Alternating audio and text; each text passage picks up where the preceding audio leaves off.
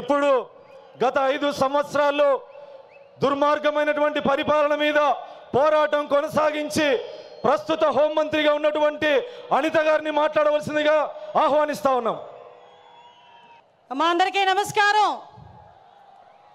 మండు టెండలో ఎండని సైతం లెక్క చేయకుండా ఒకానొక సందర్భంలో రాయలసీమ గడ్డ మీద పసుపు చొక్కా వేసుకున్నాడని వాడిని బెదిరించి కేసులు పెట్టిన నేపథ్యం నుంచి ఈరోజు ధైర్యంగా పసుపు చొక్కా వేసుకొని పసుపు టోపీ పెట్టుకొని పసుపు జెండా పట్టుకొని సుదూర ప్రాంతాల నుంచి నా నాయకుడు వచ్చాడని చెప్పి ఈరోజు గడప గడ్డ మీదకి వచ్చిన ప్రతి ఒక్క కార్యకర్తకి కూడా పేరు పేరున శిరస్సు వంచి పాదాభివందనం చేసుకుంటూ కడపలో మహానాడు జరగడం అంటే చాలామంది ఆశ్చర్యపోయారు. నేను చేసి చూపిస్తా, కడప అన్నది ఎవడప్ప సొత్తు కాదు, ఇది తెలుగుదేశం పార్టీ అడ్డా అని ఆల్రెడీ నిరూపించున్నారు. ఆ కడపలోని ఈ రోజు వరకు మనం మహానాడు జరపలే, ఇక్కడ జరుపుకుందామని చెప్పి గౌరవ ముఖ్యమంత్రి వర్యులు నారా చంద్రబాబు నాయుడు గారు, అదేవిధంగా మన జాతీయ ప్రధాన కార్యదర్శి మనందరి నాయకుడు లోకేష్ బాబు గారు కంకణం కట్టుకొని ఈరోజు ఈ కార్యక్రమానికి శ్రీకారం చుట్టారు. సాధారణంగా 5 ఎలక్షన్లు అయిన తర్వాత, ముఖ్యమంత్రి అయిన తర్వాత ఒక 5 సంవత్సరాల గురించి ఆలోచించి రాబోయే ఎలక్షన్ల గురించి ఆలోచించేవాడిని పొలిటికల్ లీడర్ అంటారు. అదే ఆంధ్రప్రదేశ్ రాష్ట్రం గురించి, భవిష్యత్తు గురించి 20 సంవత్సరాల తర్వాత ఏం జరగబోతుందో ఆలోచించే వాళ్ళని విజనరీ లీడర్ అంటారు. అదే విజనరీ లీడర్ మన ఎదురుగా కనిపిస్తున్న 6 అడుగుల మన చంద్రబాబు నాయుడు గారు మన తెలుగుదేశం పార్టీకి నిలువెత్తు రూపంగా ఈరోజు మనం భావించుకోవాలి. ఎందుకో చెప్తున్నా, 75 ఏళ్ళ వయసు, 40 ఏళ్ళ రాజకీయ చతురత, 40 ఏళ్ళ రాజకీయ అనుభవం, ఈ రెండు మేళవించుకొని సుమారుగా 2047కి 2047కి ఈ రాష్ట్రం ముందుండాలి, ప్రపంచంలోనే మొట్టమొదటి స్థానంలో ఆంధ్రప్రదేశ్ రాష్ట్రం ఉండాలి. మేము ఉన్నా లేకపోయినా మన బిడ్డల గురించి, మన భవిష్యత్తు తరాల గురించి ఆలోచించిన ఏకైక నాయకుడు ప్రపంచంలో ఎవరైనా ఉన్నారంటే మనం గర్వంగా కాలు రెగరేసుకొని చెప్పుకోవచ్చు, నా నాయకుడు ఉన్నాడు, చంద్రబాబు నాయుడు గారు ఉన్నారు అని. ఆ చంద్రబాబు నాయుడు గారికి వేదిక సాక్షిగా నమస్కారాలు, ధన్యవాదాలు తెలియజేసుకుంటూ ఈరోజు గత 5 సంవత్సరాలు కూడా వ్యవస్థలని నిర్వీర్యమైపోయి ఉపాధి అవకాశాలు లేక, ఉద్యోగ అవకాశాలు లేక మొత్తం యువత అంతా కూడా తప్పుదారి పట్టి గాంజా మార్గాన్ని బట్టి ఉపాధి అవకాశాలు లేక అల్లాడుతుంటే ఆ యువతకి ఒక మార్గదర్శకం ఇవ్వాలి అని చెప్పి ఆ రోజుల్లో రౌడీ రాజకీయాలు జరిగే పరిస్థితుల్లో, సైకోల్ పాలన పరిపాలించే పరిస్థితుల్లో ఆ రోజు ఒక్కగానొక్క బిడ్డ ఈరోజు రోడ్డు మీదకి వచ్చి అవమానాలు ఎదుర్కొన్నాడు, అపహేళనలు ఎదుర్కొన్నాడు. ఒక పక్క తల్లిని అవమానించారు, ఒక పక్క తండ్రిని జైలుకి పంపించారు. అయినప్పటికీ కూడా మొక్కవోని ధైర్యంతో నా కార్యకర్తలు నా వెంబడున్నారు, నేను పూర్తి చేయగలనని సుమారుగా 9 నెలల కాలంలోనే ఈ రాష్ట్రంలోని తెలుగుదేశం పార్టీకి పునరుద్ధేశం తీసుకొచ్చిన నా సోదరుడు మానవవనరుల శాఖ మంత్రులు గౌరవనీయులు నారా లోకేష్ గారికి ప్రత్యేకంగా ధన్యవాదాలు, నమస్కారాలు తెలియజేసుకుంటూ ఈరోజు రాష్ట్ర పార్టీ అధ్యక్షులు పల్లా శ్రీనివాసరావు గారికి, అదేవిధంగా వేదిక నిర్వహించిన సహచర మంత్రివర్యులకి, ఎమ్మెల్యేలకి, ఎమ్మెల్సీలకి అందరికీ కూడా పేరు పేరున, వేదిక నిర్వహించిన పెద్దలందరికీ కూడా పేరు పేరున నమస్కారాలు, ధన్యవాదాలు తెలియజేసుకుంటూ సాధారణంగా ఈ మహానాడు అయితేనే మహానాడు ముందు రోజు కూడా చాలా వర్షం పడింది.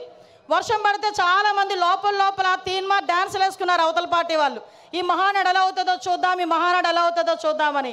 ఒక్కటి మాత్రం నిజం, ఆ మహానుభావుడు చంద్రబాబు నాయుడు గారి సంకల్ప బలం ముందు అన్నీది కూడా దిగదుడిపోయి, ప్రకృతి కూడా ఈరోజు మనకి సహకరించి 3 గంటల టైంలో ఇంత చల్లగా మనందరినీ కూడా ఇక్కడ ఆశీర్వదించిందంటే ప్రకృతి. ఈరోజు ఇది కూడా ఒక శుభ సూచకంగా దేవుని స్క్రిప్ట్ కింద భావించాల్సిన పరిస్థితి. గత 5 సంవత్సరాలు చూసాం, విధ్వంసంతో స్టార్ట్ అయింది, ప్రజావేదిక విధ్వంసంతో స్టార్ట్ అయింది, అనేక కేసులు పెట్టించుకున్నాం, అనేక రకాల జైళ్ళకి వెళ్ళాం. అభివృద్ధిలో శూన్యమైపోయింది, 20 సంవత్సరాలు వెనక్కి వెళ్ళింది. అభివృద్ధిలో ఎందుకు ముందుకు రాలేకపోయింది అంటే శాంతి భద్రతల మీద వాళ్ళకి పట్టు లేక, కనీసం వాళ్ళ భద్రత మీద వాళ్ళు కనీసం శ్రద్ధ చూపకపోవడం వల్ల ఈరోజు మళ్ళీ అదే శాంతి భద్రతల మీద భద్రత మీద శ్రద్ధ చూపించారు కాబట్టి మన నాయకుడి మీద ఉన్న నమ్మకంతో ఈరోజు అనేకమైన కంపెనీలు ఈరోజు వస్తున్నాయి. ఇంతకుముందు రాయలసీమ గురించి ఫ్యాక్షనిజం గురించి మాట్లాడుకునే పరిస్థితి నుంచి ఈరోజు ఉపాధి అవకాశాలు, ఫ్యాక్షన్లోని చాలామంది ప్రాణాలు కోల్పోతూ ఉంటే అటువంటి వాళ్ళు ప్రాణాలు కోల్పోకూడదని ఫ్యాక్షనిజాన్ని సమూలంగా ఆ రోజు నాశనం చేసి ఈరోజు అదే కత్తి పట్టిన చేత్తోనే ఉపాధి అవకాశాలు కల్పించిన పరిస్థితి. ఈరోజు రాయలసీమలో ఉన్న ప్రతి మహిళ కూడా ఇంట్లోని చంద్రబాబు నాయుడు గారు బొమ్మ పెట్టుకోవాలి. ఎందుకనంటే ఏ రోజైనా కత్తి పట్టిన మగవాడు బయటికి వెళ్తే మళ్ళా తిరిగి ప్రాణాలతో వస్తాడో రాడో తెలియని పరిస్థితి నుంచి ఈ రోజు నా భర్త క్షేమంగా వస్తాడు, తిరిగి డబ్బులు తీసుకొని వస్తాడని ధైర్యంగా ఉండే పరిస్థితిని ఈరోజు తీసుకొచ్చాం. ఇంతకుముందు రాయలసీమ అంటే మనకి చేతిలో కత్తులు, కటార్లు, బాంబులు వినిపించేవి. కానీ ఈరోజు రాయలసీమ అంటే ఒక కియా, రాయలసీమ అంటే ఒక శ్రీ సిటీ, రాయలసీమ అంటే ఒక హీరో కంపెనీ, ఇలాంటి కంపెనీలు అనేకం కనిపించే పరిస్థితి ఈరోజు మనందరికీ కూడా కనిపించే పరిస్థితి కనిపిస్తూ ఉంది.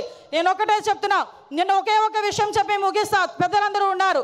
నిన్న ఏదైతే మహానాడులో గౌరవ లోకేష్ గారు చేసిన 6 శాసనాలు, నిజంగా ఏదైతే చంద్రబాబు నాయుడు గారు కలలు కంటున్న 2047 స్వర్ణాంధ్రకి ఈరోజు కడప మహానాడు వేదికగా ఈ 6 శాసనాలు కూడా ప్రథమ భూమిక వహించబోతున్నాయి.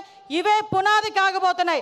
ఈ కార్యకర్తలే అధినేత అని చెప్పిన పరిస్థితి ప్రపంచంలో ఏ పార్టీకి లేదు. ధైర్యంగా గర్వంగా నేను తెలుగుదేశం పార్టీ కార్యకర్తని చెప్పుకొని తిరిగే పరిస్థితులు ఈరోజు ఉన్నాయి. ఒకటే ఒక విషయం చెప్తున్నా. మొన్న రీసెంట్గా నేను ఒక ఫ్లైట్లో వస్తా ఉంటే ఒక పెద్ద మనిషి, ఒక వ్యాపారవేత్త నాకు కనిపించారు. ఏంటి సార్ ఎలా ఉంది సార్ అంటే, అమ్మ రక్షించారు మీరందరూ కూడా ఎన్డీఏ కూటమిని గెలిచి. ఎందుకంటే 2018లో నేను శంకుస్థాపన చేశా, 19లో నేను ఫ్యాక్టరీ పెట్టాలని వెళ్తే పార్ట్నర్షిప్ అడిగారమ్మా. అప్పటి నుంచి మూసుకొని కూర్చున్నా. మళ్ళా చంద్రబాబు నాయుడు గారు వచ్చిన తర్వాత ఫ్యాక్టరీ మళ్ళీ ఓపెన్ చేశారని చెప్పే పరిస్థితి.